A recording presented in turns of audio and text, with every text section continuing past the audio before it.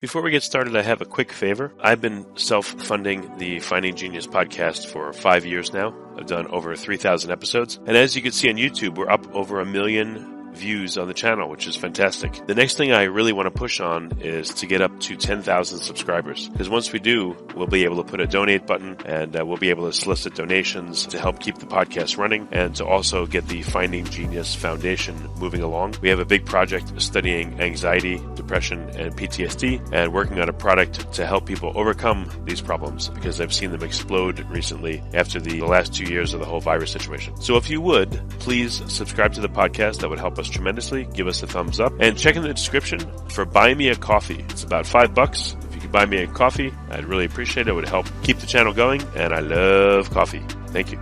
Forget frequently asked questions, common sense, common knowledge, or Google. How about advice from a real genius? 95% of people in any profession are good enough to be qualified and licensed. 5% go above and beyond. They become very good at what they do, but only 0.1% are real geniuses. Richard Jacobs has made it his life's mission to find them for you. He hunts down and interviews geniuses in every field: sleep science, cancer, stem cells, ketogenic diets, and more. Here come the geniuses. This is the Finding Genius Podcast with Richard Jacobs.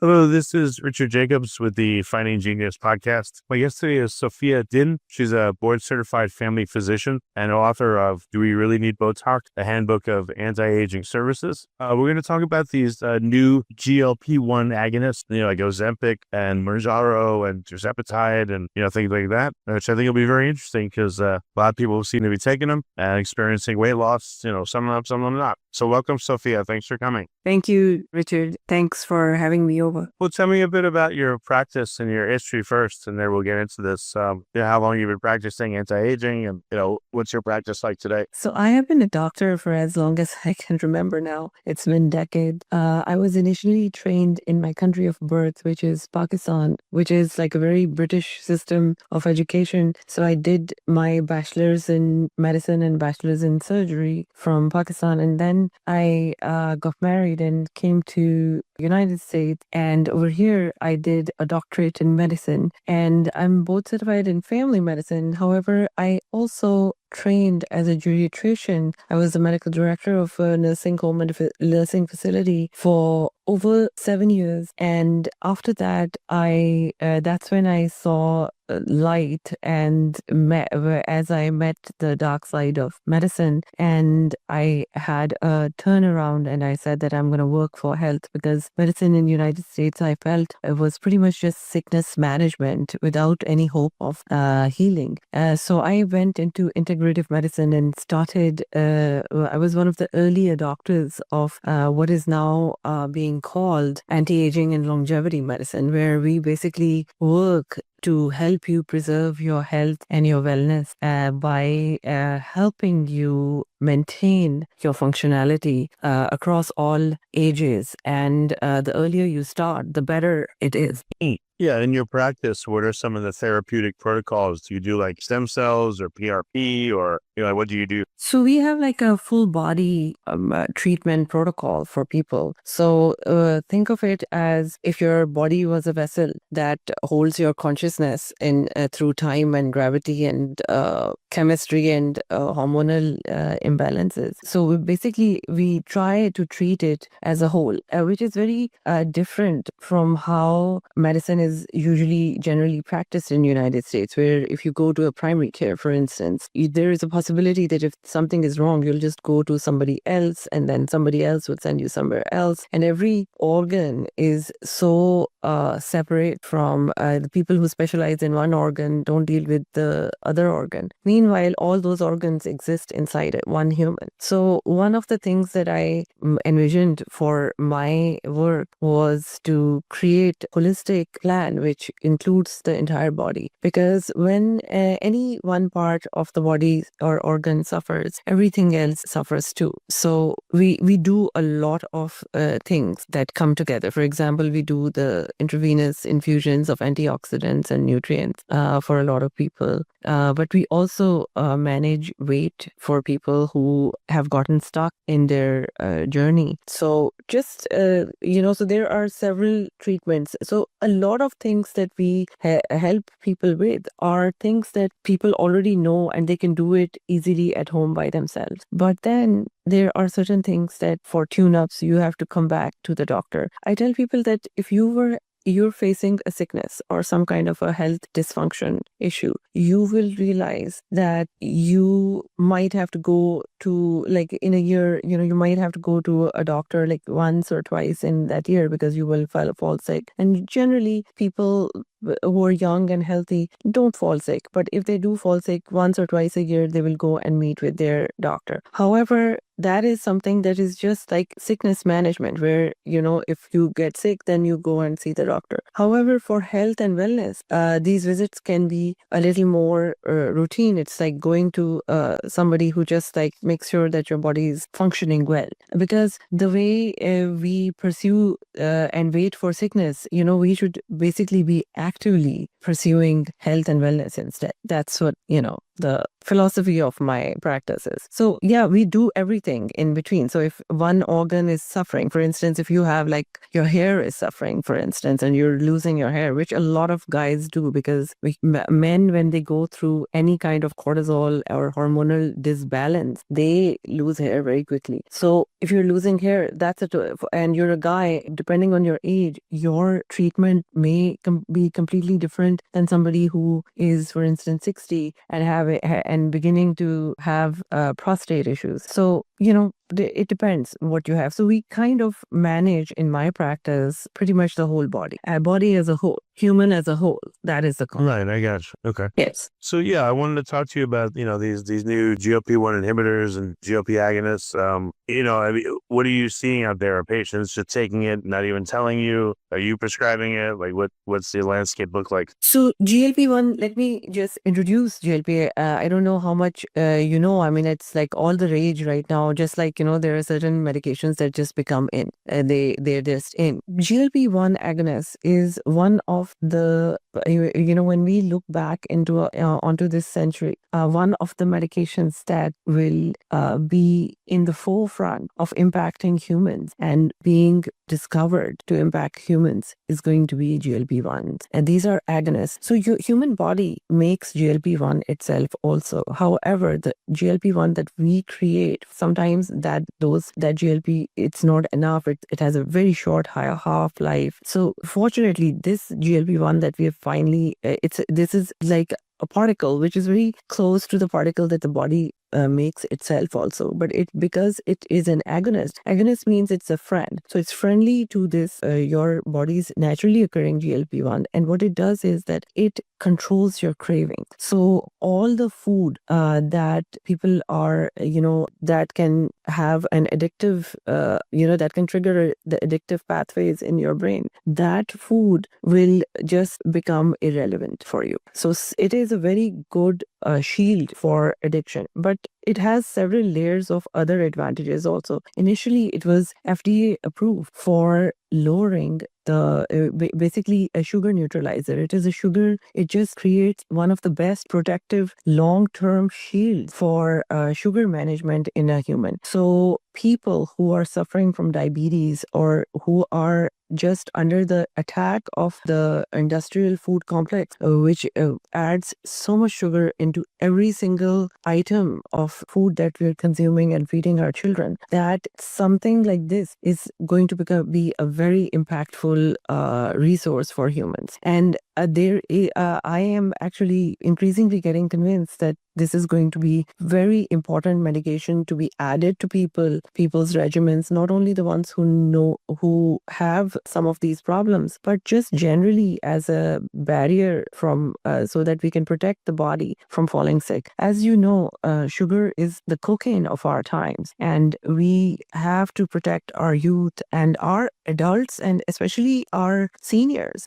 So, a lot of when I was a geriatrician and working in my nursing home and rehabilitation facility, one thing that I found very heartbreaking was that people, there is no way to release your brain from the fog of dementia and movement disorders and the disability that follows that, and the lack of agency, how people suffer at the end of their life with this lack of agency. And I think that sugar is a very major source that creates that injury into our brain. So when we use these medications, I think prophylactically for longevity purposes, I think it's going to be like super beneficial. I know that a lot of studies are still underway, but as those studies are there, around the world, it's coming back, and the people are telling us that really favorable impact is being found. So I'm very hopeful that these medications, despite their multi-layered challenges, like they're expensive, the good ones especially are expensive, and then if somebody doesn't monitor how you're taking it, you can definitely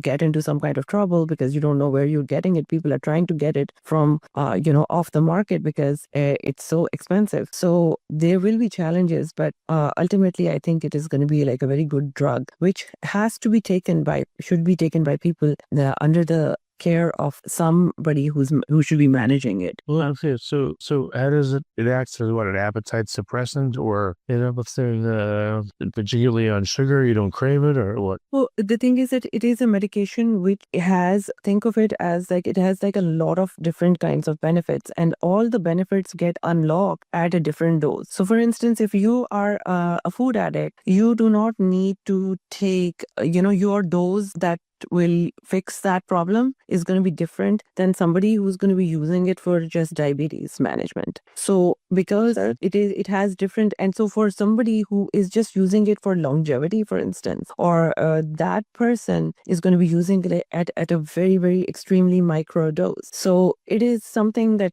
shields you and protects your system, but the dosage has to be adjusted throughout lifetime, and also dosage has to be managed. And I know that they are going to be trying to create GLP-1 agonists as an oral treatment, but orally the life of GLP is so low that it loses pretty much most of its benefit. But again, what are, all right, so low doses, it's supposed to help longevity, how, and then what are the benefits at more, normal doses? So as I'm trying to explain it, that, think of it as a car that has an odometer which can go at what speed. So, if you have different problems, so if you have like just diabetes, then the dose that will manage your diabetes, your problem, is going to be somewhat different for someone else who might have food addiction, for instance. Food addiction is a food addiction or alcohol addiction or any form of addiction, whether it is for money or sex or whatever else.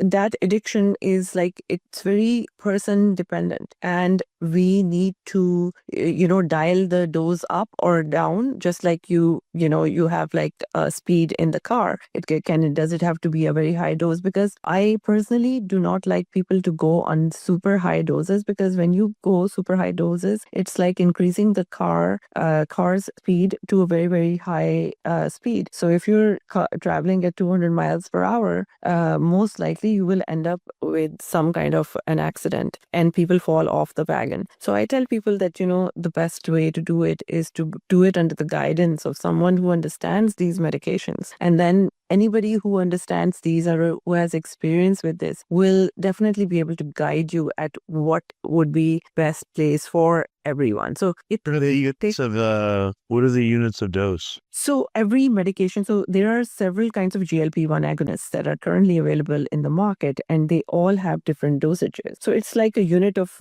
so it's pretty much, have you heard of this medication called Botox? Yeah, the units of Botox. Yeah. I know the unit is. Yeah. So Botox, so I don't know if you know what Botox is. So Botox is one of the world's fastest anti-aging medication for skin. It reverses skin failure.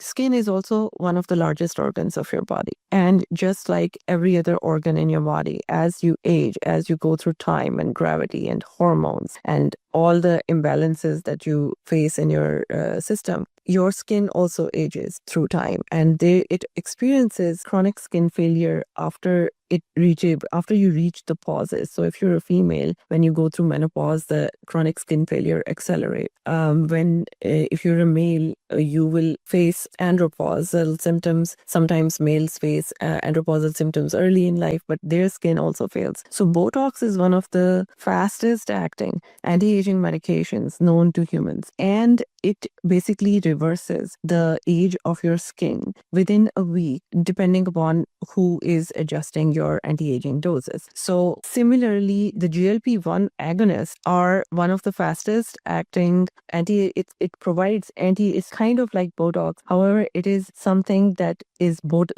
acts like Botox for your fat cells. So it is something that we inject inside your fat cells, like it's a subcutaneous injection. And people become used to, giving it to themselves also, because can be easily be dispensed by humans using the Botox needles, which are very tiny insulin needles. So it acts like Botox for your fat cells, and what it does is that your fat cells stop get rid of, they stop hoarding the energy that they hoard when they are inflamed. So that's what I say, that it is the dosage is different. So if you're using a one kind of GLP-1, the dosage is different.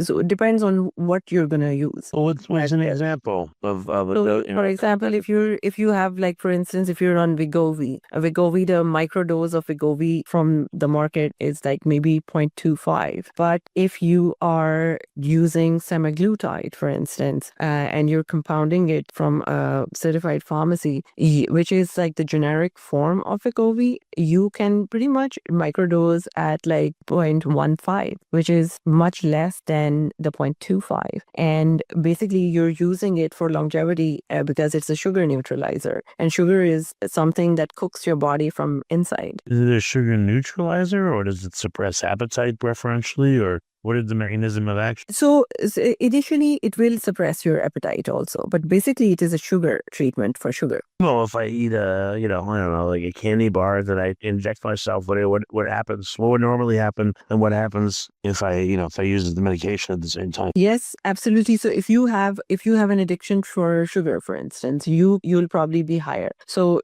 if you love food, most food addicts usually that food noise is just like, it will cancel all the food noise. So food will not be an obstacle in your path anymore. That's what it does. Oh, so I won't, it's more of like, normally at night, I'd love to eat a candy bar, let's say, but because I'm on this now, I just don't feel the need to have that candy bar tonight. Exactly. So the thing is that, see, it will turn down the volume of the food noise. Whatever is your addiction, it will turn its volume down. So basically, see, rehabilitation and restoring your path to healing, it requires you to put the effort in also. It's not like this is just a medication. It's not going to stop you if you are just going to, however, it's going to make it easy for you by like where you won't feel like it. Many times I feel that a lot of addicts just do things because they're just habituated. So it's just a habit that they're going to sit here and they're going to finish the whole Dorito. So basically, if that is a habit, you also have to cleanse your habit. You also have to cleanse your things. You have to take away the obstacles from your path and remove them. So this will make it easier for you to forget it. Forget the things that are causing that hurdle for you. Okay. Yeah. What are some of the? There's got to be like side effects and stuff. What are some of those? It has, like everything. Everything has side effects. However, there are ways to mitigate those side effects. Some of the initial, like when you take these medications, initially they can cause a feeling as if you're a female, you will probably understand it well, because when I say this to women, they understand it, especially if they've gone through pregnancy. It causes like a morning sickness kind of feeling. When you look at food, you're like, oh my God, I have nausea. I can't even look at food anymore. So, but that feeling is gone very soon, and then you develop tolerance to it. But then, it has other side benefits of the impact is like if you use it regularly, you will start noticing it. It's like, when you start going to the gym for 2-3 months, you start realizing all the benefits. So similarly, this is something that, once you do it for a couple of months regularly, and while restoring all the other lifestyle things that you also have to restore continuously for yourself, like exercising and hydrating and trying to eat healthy and sleeping on time and meditating and meditating, everything. So and eating real food. So when you start doing all those other things also alongside this, it just dramatically improves the life of your health and health of your life. Okay. How long have people been on it? Like, what are some of the longest term? How long should you be on it? And how long are some of the longest users on it so far? Well, this is something that I believe that everybody should be on it forever, for as long as they can be, on a regular dose, not like on a super high, crazy dose or something, but like, routine. It's an anti-aging thing. I know people who are taking it just once a month also, just for, just to keep themselves in a certain way. However, there are people who have been on it for now 3-4 years and things look good. So, there's got to be some, I had read that, who knows if it's translates to humans, but in mice, it had caused medullary thyroid cancer, that's higher C cells. Mm-hmm. Yes. So again, it is a medication. So if you are going to, basically you have to be monitored and you have to be cleared. So it is definitely not recommended to somebody who has had thyroid cancer. Oh, what? Oh, so someone, like what if you had thyroid cancer and they took out you took out your thyroid? Well, we had to. Yeah. So they're not going to recommend it. They're going to give you something else. However, a lot of these GLP-1 agonists have like this black box warning of developing cancer at varying doses, because they do change the way your body metabolizes energy. So it is. So what do you think would happen? And the thing is that there are several side effects to pretty much any medication that you take. However, there is a way to not undergo those side effects. So many of these side effects are triggered when you are not just using GLP-1 by themselves, but if you also consume a lot of alcohol. So for instance, people who are alcoholics, if they are on GLP-1 agonists, but they're crazily drinking on the other side, they're going to screw up the results. So I always tell people that please stop drinking alcohol when you decide to go on these medications. And then if you do drink alcohol, it has to be so little that, it shouldn't impact this medication, because these medications are cleared by your liver. And if you pour alcohol inside your body, it is such a toxic substance that your body starts having to clean up rather than process these medications. So these medications can have side effects which can be mitigated by appropriate direction and appropriate coaching. So doctors have to become coaches so that we can guide people how to use them safely. Listen, what is the side effect of driving a car? You can wreck it and you can kill yourself and others. However,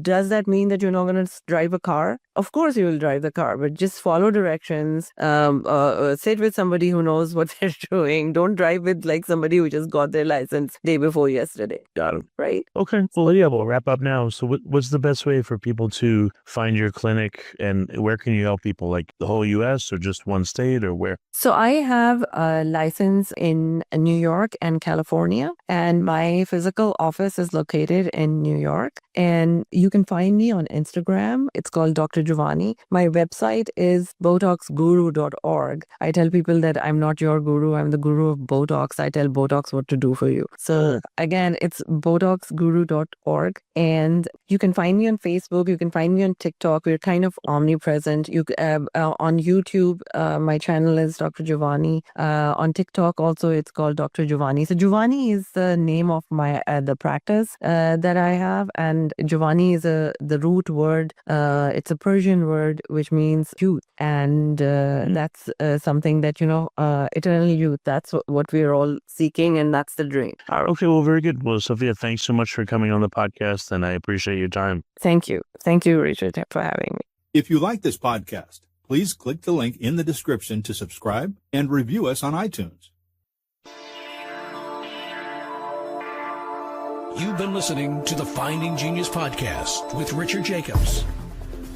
If you like what you hear, be sure to review and subscribe to the Finding Genius podcast on iTunes or wherever you listen to podcasts. And want to be smarter than everybody else? Become a premium member at findinggeniuspodcast.com. This podcast is for information only. No advice of any kind is being given. Any action you take or don't take as a result of listening is your sole responsibility. Consult professionals when advice is needed.